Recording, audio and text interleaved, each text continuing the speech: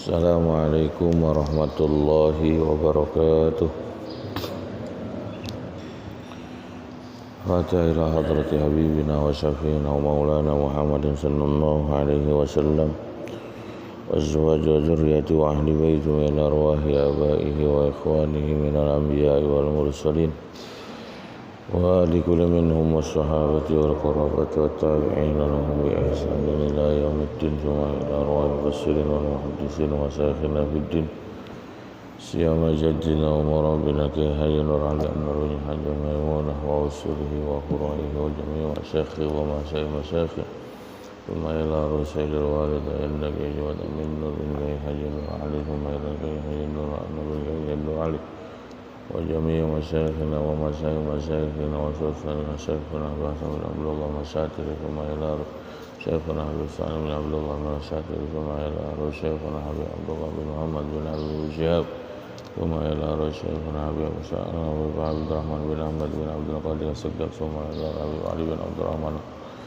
thumma ila habib syekh bin ali as-salih jubri thumma ila rukai haji bin cilambar thumma ila syekhuna ki haji Abu Bakar Awan yang sadin kira bersama ila syekhuna ki haji Abu Bakar Subhan Cirebon thumma ila syekhuna ki haji Abdullah dan Salampati thumma ila ki haji Sa'ad Mahfuz thumma ila ki Yaminan thumma ila ki Sa'ad Mahfuz thumma ila ki Abdullah thumma ila ki Yaminan Abdullah thumma ila syekhuna ki haji Muhammad Munawwar thumma ila syekhuna ki haji Muhammad Abdullah wa usulihi wa furihi wa jami' masyayikhi wa masyayikhi وأشهد فضل مقدم حضرمية ومن هجك ورسوله وفرجه بأن الله يتغشاه بالرحمة والمغفرة ويصبره والجنة وإلى حضرة النبي مصطفى رسول الله صلى الله عليه وسلم الفاتحة أعوذ بالله من الشيطان الرجيم بسم الله الرحمن الرحيم الحمد لله رب العالمين الرحمن الرحيم مالك يوم الدين إياك نعبد وإياك نستعين اهدنا الصراط المستقيم صراط الذين أنعمت عليهم غير المغضوب عليهم ولا الضالين آمين بسم الله الرحمن الرحيم الحمد لله رب العالمين والصلاة والسلام على سيد المرسلين سيدنا محمد وعلى آله وأصحابه أجمعين قالوا سبحانك لا علم لنا إلا ما علمتنا إنك أنت العليم الحكيم رب اشرح لي صدري ويسر لي أمري واحلل عقدة من لساني يفقهوا قولي قال المصنف رحمه الله تعالى ونفعنا به وبعلومه في الدارين آمين jamaah pengajian Minggu subuh di Masjid Ar-Ridwan yang dimuliakan Allah Subhanahu wa taala. Lanjutkan pembacaan kitab Muqaddimah Hadramiyah ala madhab Imam Syafi'iyah. Hari ini pasal yang akan kita bahas yaitu fi sunanin ba'da sholati wa fiha. Sunnah-sunnah setelah salat. Qala al-musannif rahimahullah ta'ala wa nafa'na bihi wa bi ulumihi fid dharain amin wa yundabu az-zikru aqibas shalah. Disunnahkan zikir aqibas sholati setelah kita salat.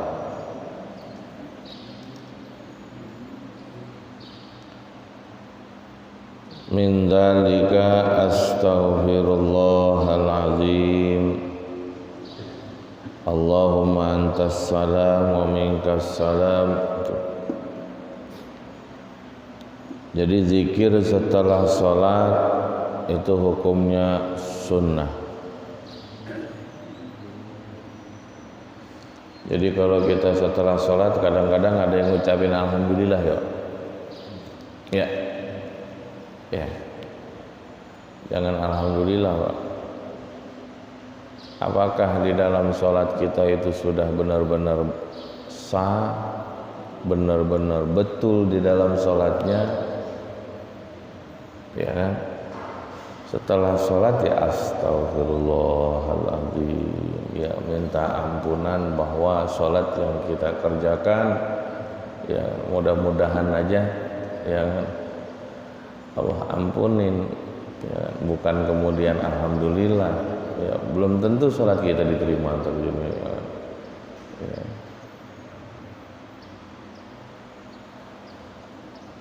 Wa yundabu adzikru akibas sholati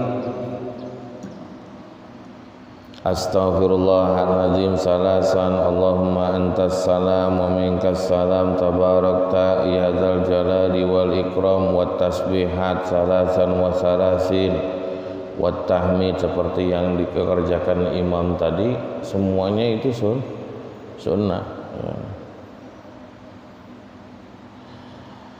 Wa yusirru bihi illal imam,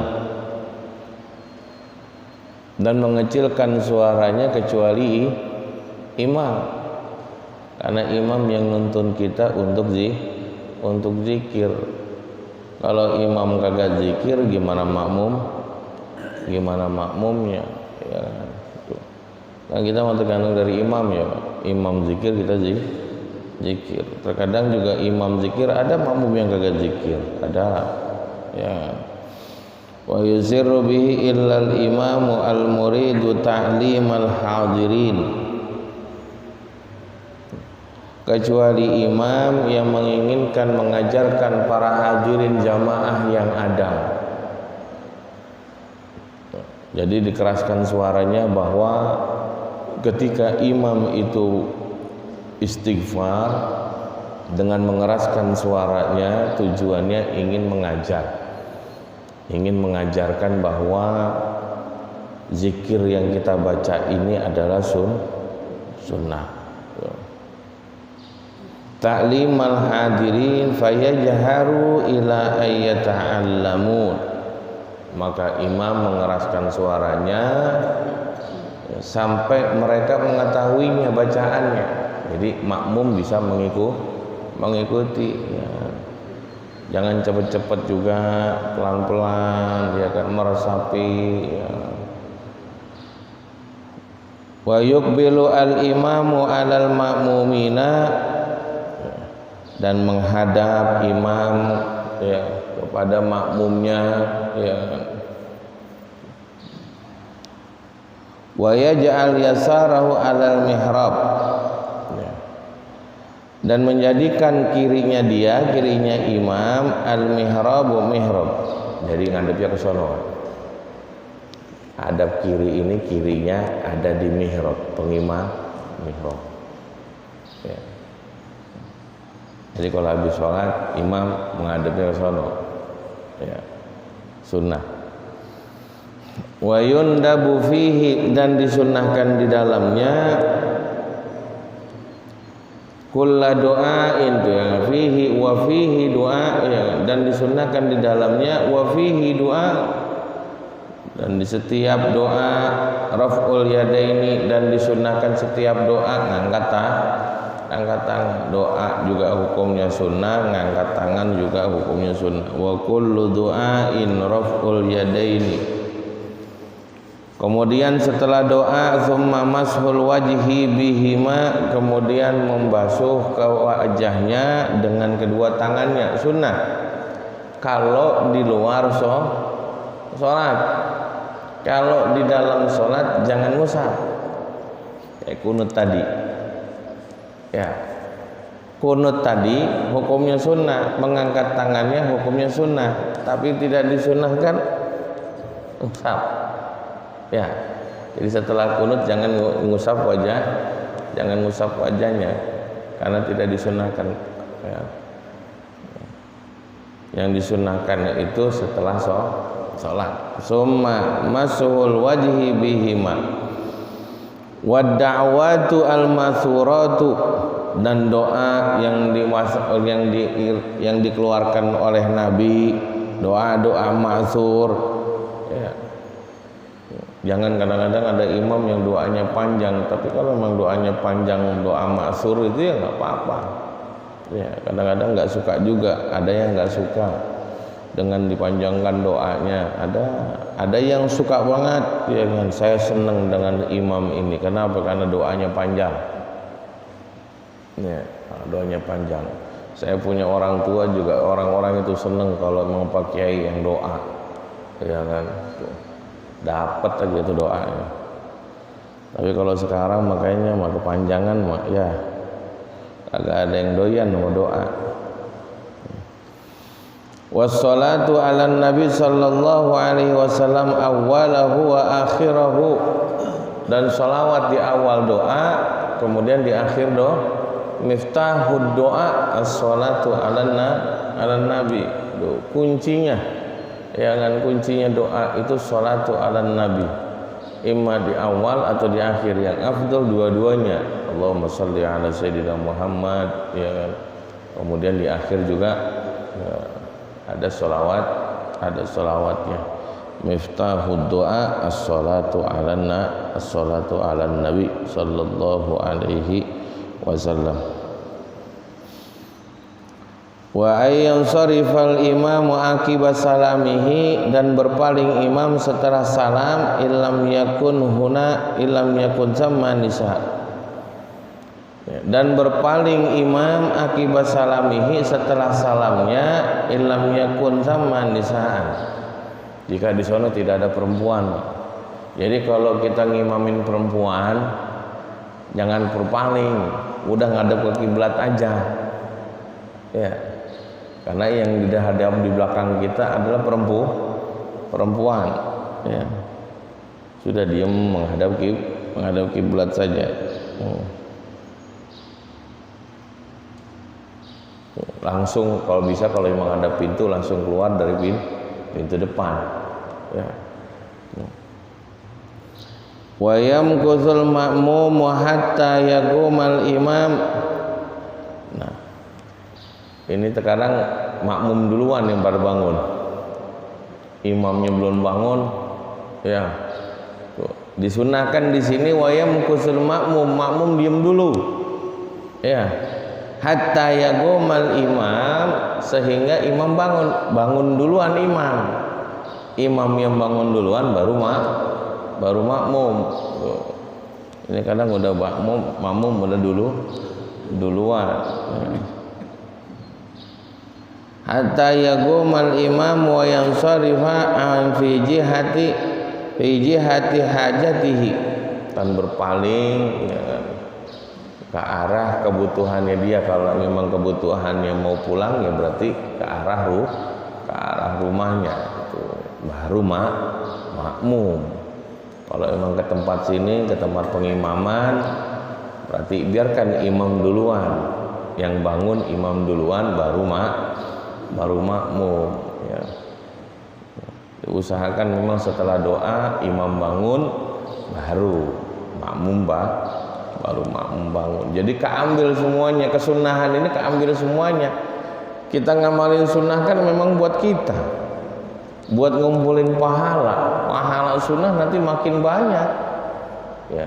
Kalau kita kumpulin, kita belajar nih, kemudian kita nggak amalin, ya sudah ya kan. Berarti yang harusnya modal kita ini banyak, simpenan kita banyak, tapi nggak ngamalin, jadi dapatnya sedikit ya. Nanti kan yang nemenin kita adalah amal kesunahan, amal ibadah kita ya kan, yang nemenin kita nanti. Nah, kalau nggak punya amal baik ya sudah, amal sunnah nggak punya, sepi ya kan ya. Di tempat peristirahatan terakhir sepi, nggak ada yang nemenin ya.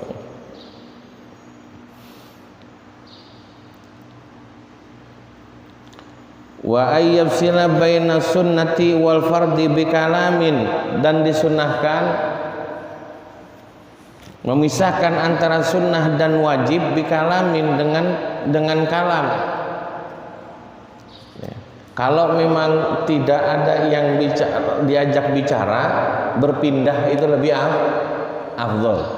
Jadi memisahkan antara kita setelah sholat ya, wa ayyabsila baina sunnah, antara sholat fardu dengan sholat sunnah, dengan kita berpindah ya, berpindah supaya ada tempat buk'ah menjadi saksi kita sholat. Jangan kemudian istiqomah benar di situ.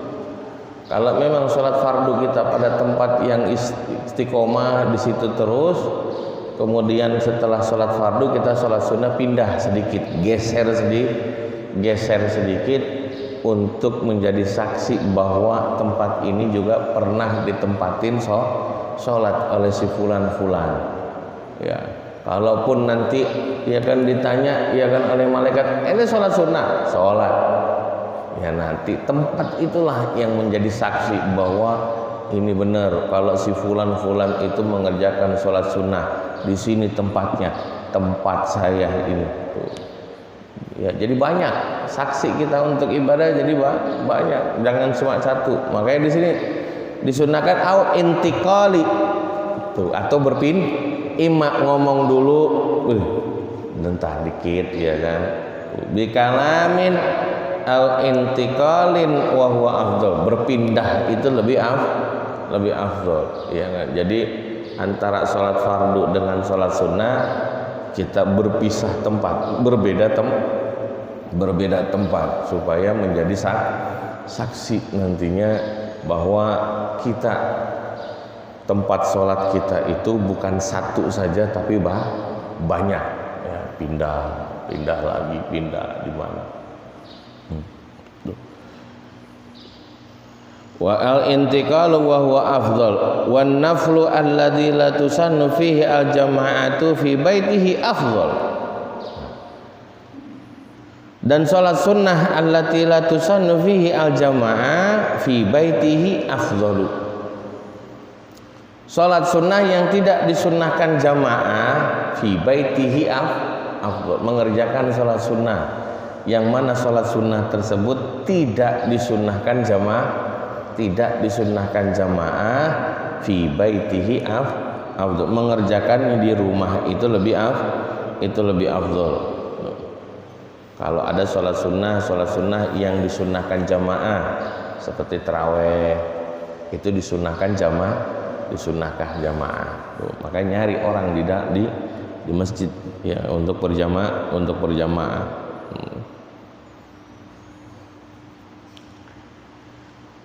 Wa min sunanis sholati, dan dari sunnah sholat al khusyu'.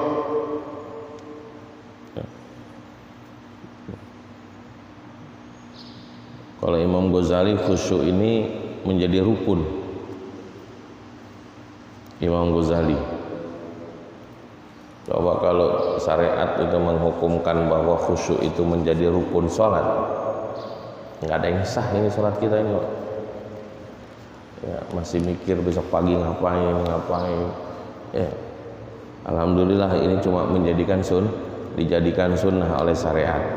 Wa min sunanis sholati al khusyu'. Kemudian wa tartilul qiraati, disunahkan tartil di dalam bacaannya. Ya, di dalam bacaannya harus tartil banget. Ya. Jangan buru-buru banget ya kan. Hati-hati kalau sampai tartilnya kelewatan dalam mengucapkan hurufnya, pelan-pelan ya. Ya. Kadang makmum juga kagak betah, ini terlalu tartil, jadi bacaannya lama ya kan. Ya. Ada yang suka dengan bukan tartilnya tapi panjang bacaannya, panjang ayatnya ada ya. Kelamaan juga ya standar aja lah sekarang mah. Ya mungkin kalau ada orang-orang tua dulu mah demennya sholat subuh itu panjang ya. Ya. Masih sampai sekarang juga kalau di ujung harapan itu panjang sholat subuh. Ya. Yang sekarang aja ini pada kagak betah karena kesibukan. Ya alhamdulillah ini sekarang subuh jam 4. Ini masih gelap ini. Coba nanti kalau ketemu jam 5. Ya kan, jam 5. Ujung-ujungannya kelamaan sholat subuh, kagak ada yang sholat subuh di masjid. Ya, kelamaan subuhnya. Yang penting ala kulli hal di sini tartilul qiraah, tartil di dalam qiraahnya disunahkan, tartil dalam qiraah. Tapi kalau tajwid yang menurut tajwidnya ya wajib itu mah. Ya. Kalau tartil di dalam bacaannya ini di dalam sholat sunnah, ya kan? Tapi kalau tajwid di dalam bacaan Quran ya itu jangan sampai ada yang salah, ya kan? Jangan ada yang dikurangin hurufnya, ya jangan ada yang dikurangin hurufnya, atau pun jangan, pengurangan huruf nanti nggak sah ujung-ujungannya. Wa tartilul qiraati wa tadabburuha dan tadbur, ya kan, menghayati, ya kan, itu ayat Qur'annya apa yang dibacanya, ya kan. Wa tadabburu zikri, juga tadabbur zikirnya, ya. Kalau yang tua-tua udah paham banget ini, kalau zikir kadang-kadang bisa bareng menghayati bener. Astagfirullah, Allahumma antas salam wa minkas salam. Diperhatiin, ya kan, dihayati bener. Kalau yang tua-tua, kalau yang muda-muda makanya mah karena memang sekarang ini anak muda-muda kan tidak ada digiatkan untuk ngamalin zikir, ya. Yang ada masa setelah sholat udah bangun, ya kan, ya doa cukup udah, ya kan, nggak ada yang namanya disuruh zikir, nggak ada, udah nggak ada lagi zikir udah.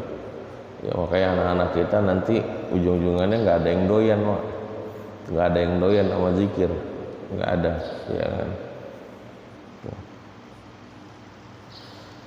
Waddukhulu fiha binasyatin, waddukhulu dan masuk di dalam sholat binasyatin dengan nasyat, ya kan, dengan semangat, dengan jangan mau masuk dalam sholat aja malas-malesan, ya Allah, ya kan, ini kita menghadap Allah, ya kan, iya, masa kita menghadap Allah dengan lemes, ya kan, kayak kurang semangat, ya kan, kurang gairahnya kurang. Tapi kalau masuk mall, Masya Allah, coba anak-anak kita Pak, kalau kita ajak sholat, ya kan, bisa-bisa kita kasih duit dulu baru dia mau, ya. Tapi kalau diajak ke mall, ayo Tom, kita ke mall, langsung mandi, ya. Tapi kalau diajak sholat kayaknya berat banget. Nah di sini sunnah, waddukhulu fiha binasyatin, kudu nasyat yang semangat, ya kan, binasyatin.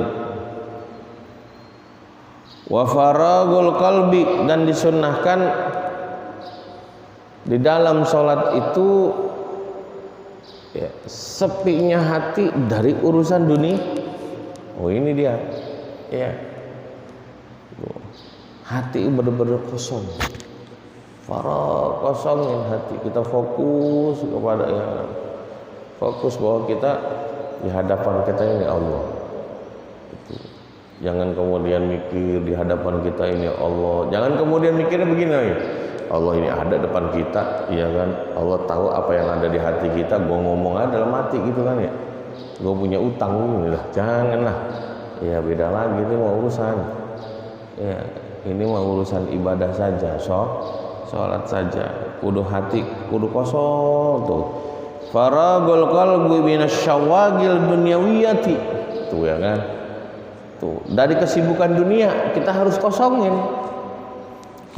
minat tasyaghuli dunyawiyati wa minat tafakkuri fi ghairi ma huwa fihi walau fi amrin min umuril akhirah li anna dzalika a'wanun 'alal khudur, ya kan, iya, walaupun untuk urusan akhirat, ya, supaya kita bisa hadir benar di dalam sholat. Kalau kita masih mikirin, waduh, ya kan, ya, pikiran kita subuh aja masih punya pikiran, pikiran masih ada. Gimana yang zuhur, asar, maghrib, isya, ya kan, waduh, pikirannya banyak, ya kan.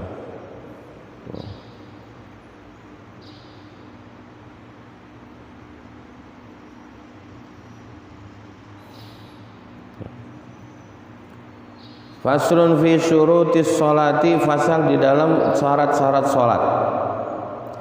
Wa syurutus sholati, dan bermula syarat-syarat sholat, al-islamu Islam. Syarat sahnya sholat, al-islamu Islam. Kemudian wa tamyizu tamyiz, Anak yang usia 6 tahun ini sudah disahkan sholatnya, walaupun kewajibannya tidak ada, karena kewajiban sholat anak yaitu balik. Kalau dia sholat, kalau memang dia sudah tamyiz, berarti sholatnya sah. Ya. Al-Islamu Islam wa tamyizu tamyiz, kemudian wa dukhuli waqtin, dan masuk waktu. Masuk waktu, terkadang jam kita beda-beda ini. Harus ditepatin bener. Kalau yang punya digital, alhamdulillah tepat waktu digital. Harus diperiksa juga digitalnya ntar, jangan sampai lemot baterainya. Wa dukhulul waqti, masuk waktu, karena ada satu masjid dia ingin Jumatnya itu duluan, ya. Yang akhirnya azannya dulu, pengen duluan, belum masuk waktu sudah azan. Nah ini, ya kan. Jadi duluan 5 menit sebelum masuk waktu sholat dia doa azan dulu, sudah azan duluan, supaya Jumatnya dia jadi duluan. Ini nggak beres, ya kan. Kalau memang setelah azan 5 menit kemudian belum masuk waktunya, kemudian jemaah pada sholat qobliyah, ini kan nggak benar lagi, malah nggak sah karena belum masuk waktu. Wa dukhulul waqti wal ilmu bi fardiyatiha, dan mengetahui akan kewajiban sholatnya. Ya, apa yang dituntut di dalam sholat itu harus tahu, jangan ikut-ikutan. Ya. Kadang kan ada yang ikut-ikutan. Ya. Anak-anak kita bisa ngikut-ngikut. Dulu mah kita nggak tahu. Ya kan, sholat. Ya kan, kalau anak-anak kita yang kecil ya disuruh ruku, sujud, ya kan, itu ngikut-ngikut. Besok karena sekarang mah udah tahu. Ya. Tuh, rukun sholat ada berapa? Ya kan, 17. Ya kan, cukup udah. Ya kan, kalau mau menyebutin mau gue sebutin. Alhamdulillah kalau bisa nyebutin, ya kan. Ya. Kalau memang nanti disuruh jawab, emang di dalam sholat ada ruku, ada sujud, emang semuanya wajib? Iya wajib. Tuh, nggak apa-apa itu. Ya. Atau memang di dalam sholat semuanya ruku, sujud, semuanya fatihah, semuanya wajib semuanya? Nggak, separohnya aja sih. Separohnya wajib, separohnya sunnah. Nggak apa-apa begitu. Tapi jangan ngejawab bahwa semuanya semuanya sunnah, itu nggak sah. Ya. Ini harus tahu, wal ilmu bi fardiyatiha, harus mengetahui. Wa alla yataqida fardhuha min furudiha sunnah, dan juga tidak berkeyakinan akan satu kewajiban min furudiha sunnah. Jangan sampai kita berkeyakinan separohnya sunnah, separohnya separohnya wajib. Satu dikatakan bahwa ini satu sunnah, ini lagi sunnah, jangan. Ya, kalau memang tahu mana yang sunnah, mana yang wajib, sebutin. Ya, tasbihat semuanya sunnah, Fatihah rukun, kunut sunnah, sebutin semuanya. Baca surah sunnah, ruku rukun, sujud rukun. Tapi jangan sampai kita berkeyakinan seperti kita wudhu membasuh kuping. Wudhu membasuh kuping itu seakan-akan wajib, nggak pernah kita tinggalin. Itu nggak apa-apa kalau kita mengatakan bahwa basuh kuping hukumnya wajib, nggak apa-apa. Karena memang awalnya emang hukumnya asalnya sunnah basuh kuping. Ya, ini sunnah. Kalau kita katakan wajib nggak apa-apa. Supaya apa? Supaya membasuh kuping nggak pernah kita tinggalin. Tapi jangan sampai yang wajib kita katakan sunnah. Ya, yang wajib kita katakan sunnah, jangan. Itu nggak sah. Kalau sudah wajib ya wajib, tetap wajib, nggak bisa diganggu gugat, nggak bisa dipindahin bahwa dia ini sunnah, nggak bisa. Wa taharatu anil hadasaini, dan suci dari 2 hadas. Hadas kecil, hadas besar, ya kan, kudu suci dari 2 hadas.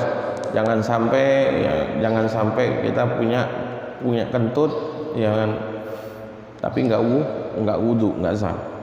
Wa taharatu anil hadasaini fa in sabaqahu batalat. Kalau memang keduluan hadas ya batal, salatnya batal. ternyata setelah ketika kita sholat kemudian udah oh iya batal tadi nguntut. Nah batal sudah, jangan anteng aja ya, jangan anteng aja. Wa taharatu anil khabasi, dan suci dari khabas, dari najis, fis saubi, di bajunya semuanya kudu suci. Kemudian wal badani, badannya, dan apa yang nempel di badan kita semuanya dalam keadaan suci, dan badannya pun dalam keadaan suci. Jangan ada najisnya ya, jangan ada tai cicaknya. Jangan, kalau tai lalat nggak apa-apa ini mah ya, tai lalat yang ada nih ya nggak bisa dihilangin tai lalat ya. Kalau tai cicak itu kudu dihilangin. Wal makani, dan tempat di tempatnya juga kudu suci ya, jangan sampai ada najisnya. Walau tanajjasa ba'da badanihi, seandainya ternajisi sebagian badannya, au thawbihi wajahilahu wajaba ghuslu jami'ihi. Kita nggak tahu Pak, sebagian baju kita ini ada najisnya sebagian ya. Tanajjasa ba'du badanihi, badan kita ada najisnya yang mana tapi kita nggak tahu. Au thawbihi, atau baju kita sebagiannya ada najisnya, bagian mana kita nggak tahu. Wajahilahu, dan keadaannya tidak tahu. Wajib ghuslu jami'i, wajib membasuh semuanya. Ya, mana yang najis? Perasaan nggak ada yang najis, ya kan?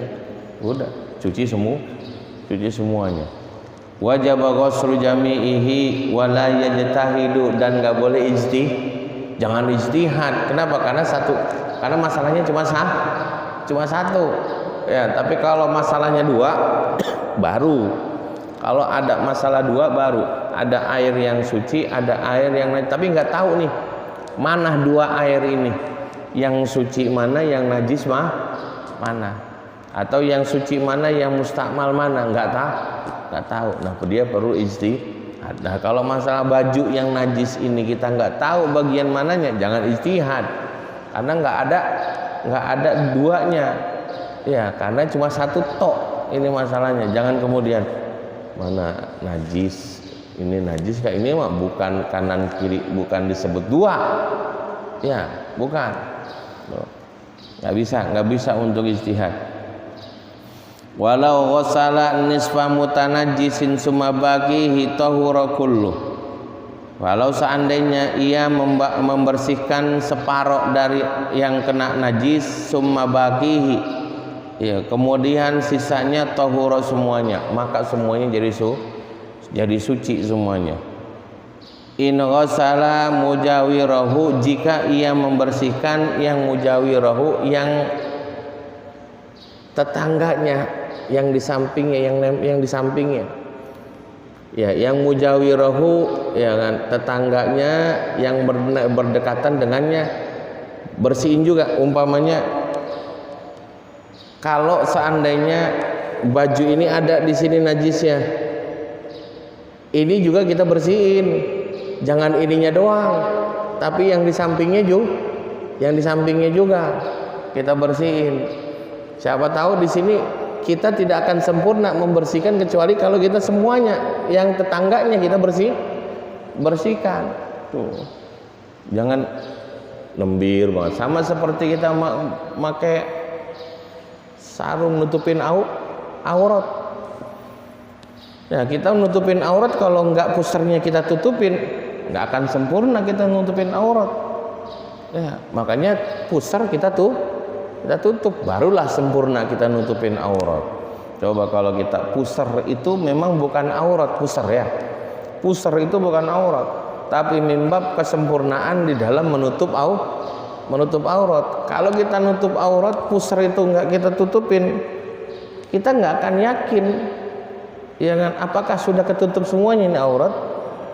Tuh. Tapi kalau sudah kita tutup pusar ke belakang, nah itu udah pasti aurat ketutup semuanya.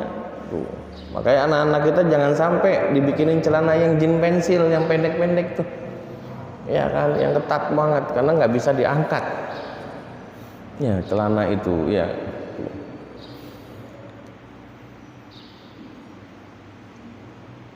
Wala tasihu sholatu man tulaki badanahu aw thawbahu najasatun, dan tidak sah salat seseorang ya yang menyambung akan badannya atau bajunya binajasatin. Setiap sesuatu umpamanya ini sorban, ujungnya nempel najis, nggak sah ya, nggak sah ya tuh, walaupun ujungnya doang yang kena najis ya kan, tapi ini kan nempel ke badan kita ya, nggak sah.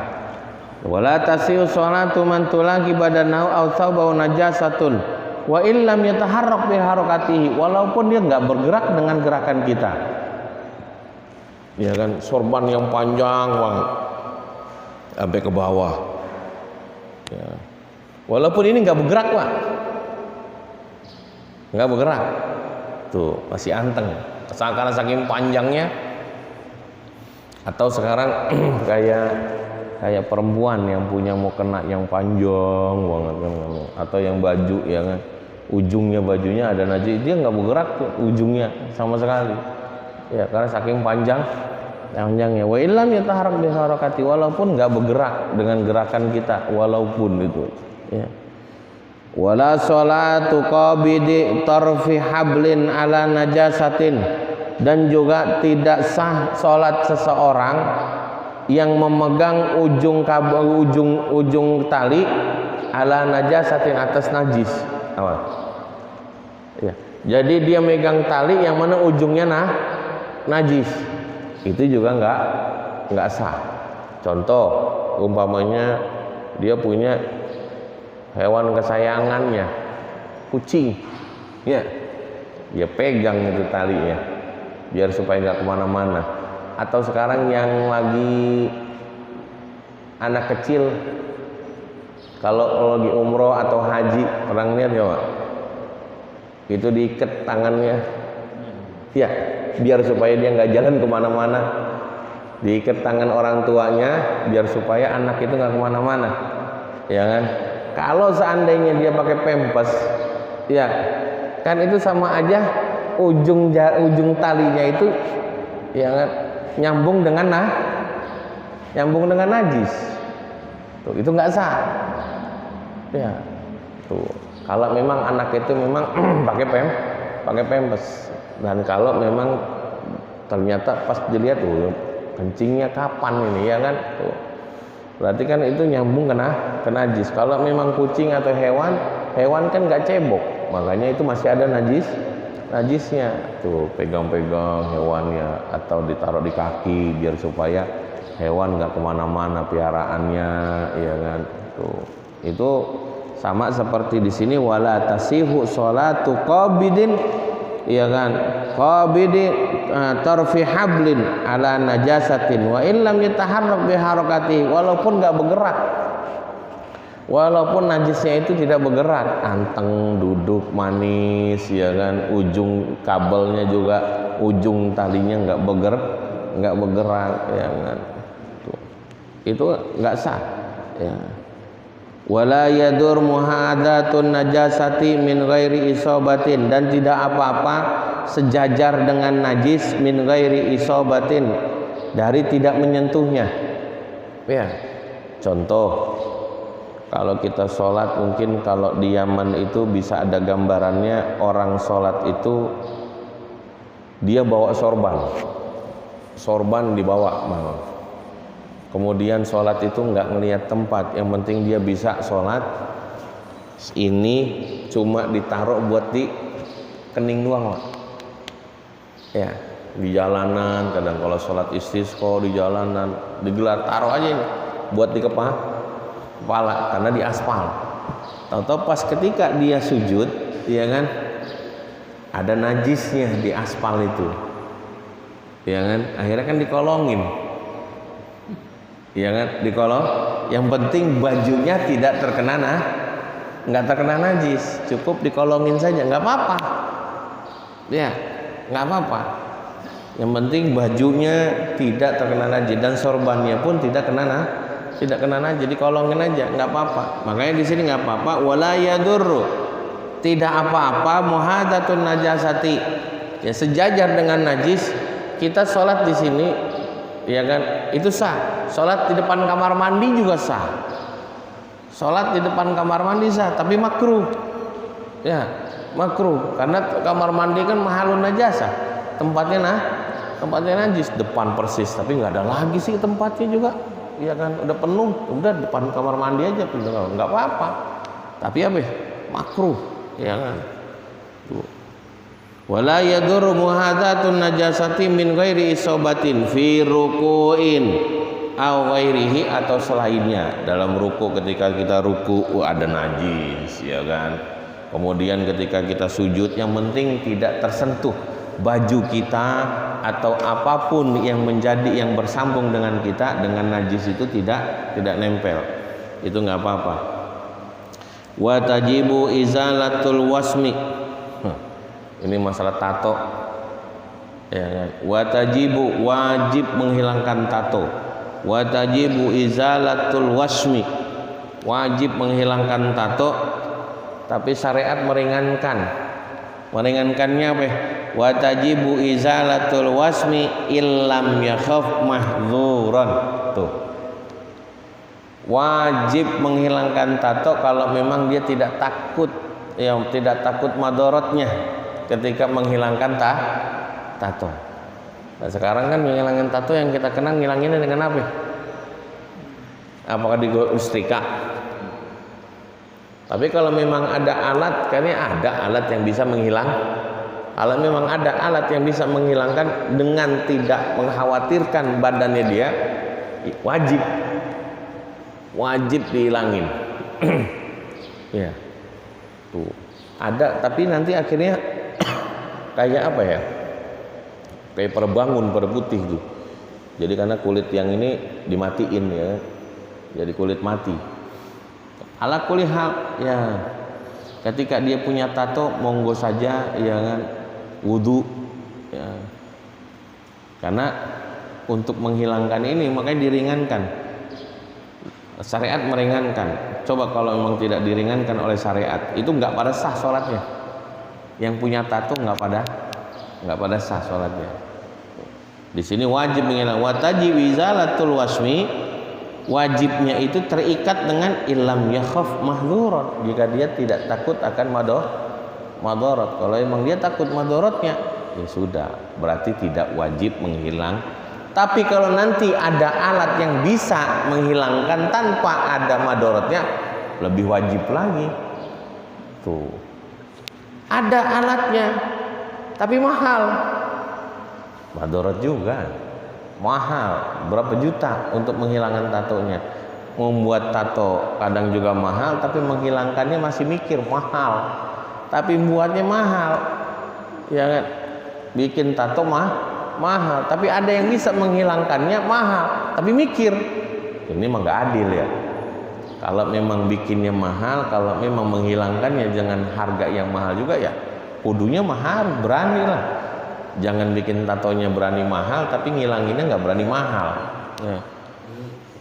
Kalau sampai terjadi yang tidak bohong punya tato, kita sholat sampai terjadi kita nggak bisa menghilangkan, sampai terjadi umur kita dipanggil sama Allah Subhanahu wa Ta'ala, gimana? Yesus jangan dihilangin. Karena orang yang meninggal itu seperti hidup. Kalau di masa hidupnya itu menghilangkan tato dengan merasakan sakit, orang yang meninggal pun sama. Ya, jangan kemudian ketika dia meninggal kemudian ini harus dihilangin dengan dikorek-korek sampai hilang. Oh, jangan. Jangan. Jenazah pun merasakan sakitnya nanti. Ya, sudah, gitu kan. Makanya paling aman ya sebelum meninggal ya dihilangin, ya, dihilangin semuanya. Jadi jangan ada sesuatu yang baru, sesuatu yang bukan berasal dari dari tubuhnya, itu dihilangin semuanya. Ya, tapi kalau memang nanti akhir hayatnya begitu keadaan, itu jangan dihilangin, apalagi kalau emang ada ya sampai di sini, sampai di wajahnya. Tuh. Ada kan ya orang yang taubat bener, akhirnya dia ngikutin pengajian, dia kan ada di wajahnya bener, pakai gamis mulu, masya Allah ya kan. Tuh, kalau memang dia sanggup ya kan dengan apa? Wah ini mah kalau saya di wajah mah jelek banget karena kalau saya lihat yang bisa alat untuk yang menghilangkan tato itu membekas. Nah kalau di wajah sini, nauzubillah jadi jelek banget ntar ya. Iya, jadi pada bangun kulitnya, jadi pada bangun. Iya, dibilang seni juga nggak, seni dari mana? Orang badan yang Allah berikan ini amanah, kudu dijagain, jangan dirusakin, ya kan? Kita rawatin bener ini badan, jangan sampai kita rusakin. Ini titipan, ya kalau bisa sama orang tua yang marah, ya kan? Ya, kenapa? Karena anak itu titipan orang tua, iya dititipin sama Allah kepada orang tua kita. Ya. Jadi wajib menghilangkan tato, wa tajibu izalatul wasmi illam yakhaf mahzuran min mahzuratit tayammum. Walaupun membuatnya itu tidak ada madharatnya, walaupun ini dia. Ya, ketika menghilangkannya kalau ada madharatnya berarti nggak wajib untuk kita hilangkan. Salat tetap sah. Ya kan, salat tetap sah. Tuh. Nah, lanjutin aja, jangan kemudian wah, percuma gue salat ya kan. Ini salah lagi kadang-kadang begitu Pak. Ya kan. Kadang-kadang ada orang kalau kita ajak sholat, kotor ini baju kok kotor. Ujung-ujungnya kagak sholat ntar dia itu. Iya kan. Nggak sholat karena kotor doang. Ntar di rumah aja. Di rumah. Dari mulai zuhur kita ajak, pulang sore asar zuhur kagak, asar kagak. Iya kan. Karena alasannya apa? Kotor. Ya kan kotor belum tentu najis. Kalau najis itu udah pasti kotor. Ini kita percuma gue sholat ini, ya kan, katanya sholat kalau ada tatonya kagak sah. Ya kan, tuh sholat, ya kan. Nanti ketika dia mengerjakan sholat sudah tahu ada amal yang baik, dia sudah berusaha untuk beramal baik. Apalagi di sini kewajiban menghilangkan tato ini terikat dengan apa? Mahzuran. Ya. Ada madorotnya enggak? Kalau memang ada madorotnya, sudah berarti enggak wajib. Dan ada madorotnya ini pun terikat. Kalau ada alat yang tidak, ya kan, yang tidak membuat madorot, wajib lagi dia untuk menghilangkannya. Tuh. Jadi yang pertama kewajiban menghilangkan tato itu terikat dengan mahzurat, ya kan, dengan bahaya. Kalau memang ada bahayanya berarti nggak wajib, dan tidak ada, dan bahaya ini terikat dengan apakah nanti ada atau tidak. Kalau memang ada alat yang bisa menghilangkan tato tanpa ada bahayanya, wajib dia. Tuh, wajib dia menghilangkannya itu. Di mana? Cari. Karena waktu itu ada yang gratis kalau nggak salah mah. Kalau nggak salah ada dari apa? Dari satu lembaga, ya kan, menggratiskan menghilangkan tato.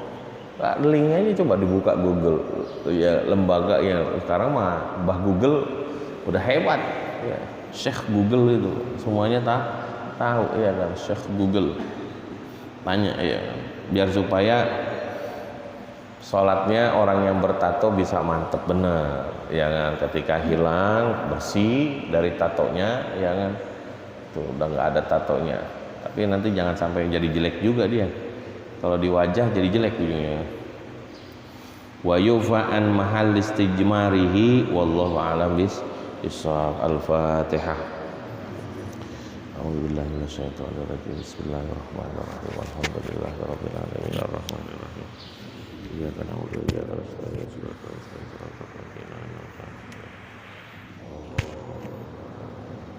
Saya minta Fatihah juga untuk orang ibu saya. Dari kemarin minggu pertama harusnya saya masih di sini. Ibu saya masih di ICU. Masih di semalam